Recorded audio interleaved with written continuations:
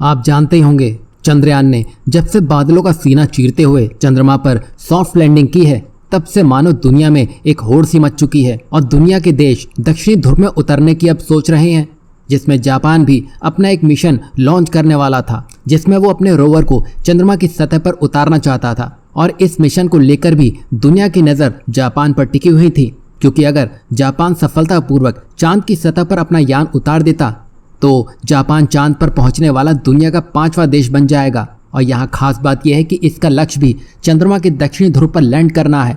तो यहाँ दोनों दोस्तों का एक ही लक्ष्य है, लेकिन अब जापान को यहाँ कुछ समस्या का सामना करना पड़ रहा है, जिसके कारण लॉन्च के कुछ ही समय पहले जापान ने सोमवार को अपना मून मिशन रोक दिया। और ऐसा पहली बार नहीं हो रहा है, क्योंकि जापान का ये तीसरा लॉन्च था जिसको उसने टाल दिया है। और इसकी जानकारी देते हुए जापान ने कहा है कि खराब मौसम होने के कारण इस मिशन को टाला गया है। अब इन सब बातों से ये तो साफ हो जाता है कि चंद्रमा पर सॉफ्ट लैंडिंग करना हर किसी के बस की बात नहीं। और जापान अब अपना लॉन्च कब करेगा, इसके बारे में अभी कोई जानकारी सामने नहीं आई है।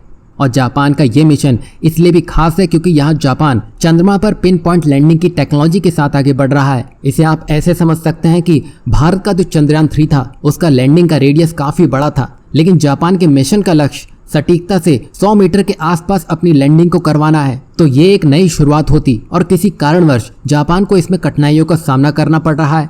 लेकिन जिस तरह भारत का चंद्रयान सफल रहा है, उसको देखते हुए जापान कहीं ना कहीं भारत की तरफ देख रहा है और जापान ने इसको लेकर अपनी रुचि सामने रख दी है। तो इससे ये कहना गलत नहीं होगा कि आने वाले समय में जापान और भारत फिर से एक नया कीर्तिमान रचते हुए नजर आएंगे। वहीं जहां चांद की सतह पर भारत का प्रज्ञान रोवर नई नई खोज और नए डाटा एकत्रित करने में लगा हुआ है, तो वहीं ब्रिटेन भी अपना मून मिशन 50 साल बाद फिर से शुरू करने की तैयारी में है। ऐसा लगता है भारत के चंद्रयान से ब्रिटेन को बड़ी प्रेरणा मिल रही है, क्योंकि 50 साल की झपकी के बाद अब ब्रिटेन की आंखें खुल चुकी हैं। आपको याद ही होगा, ब्रिटेन किस तरह भारत की सफलता को पचा नहीं पाया है और भारत को पुराने हिसाब याद दिलाने में लगा हुआ है। पर वो ये खुद भूल चुका है कि उसका स्पेस प्रोग्राम धूल खाने में लगा है, जिसको अब शायद मरम्मत की जरूरत है।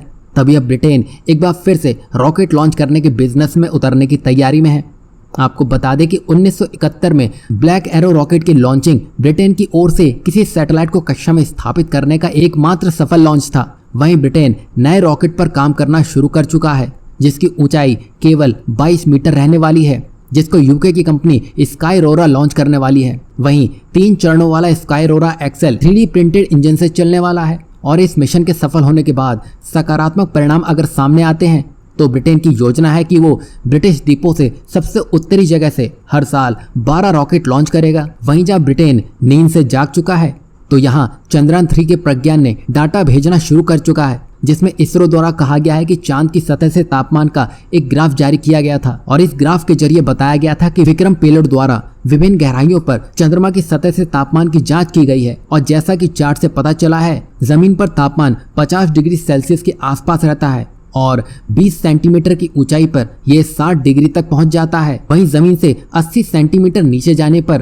तापमान -10 डिग्री सेल्सियस के नीचे चला जाता है। इससे आप समझ सकते हैं कि कुछ ही दिन बीते हैं और चंद्रयान ने चांद के नए नए राज खोलना भी शुरू कर दिया है, जिसकी जरूरत अब पूरी दुनिया को महसूस होने वाली है।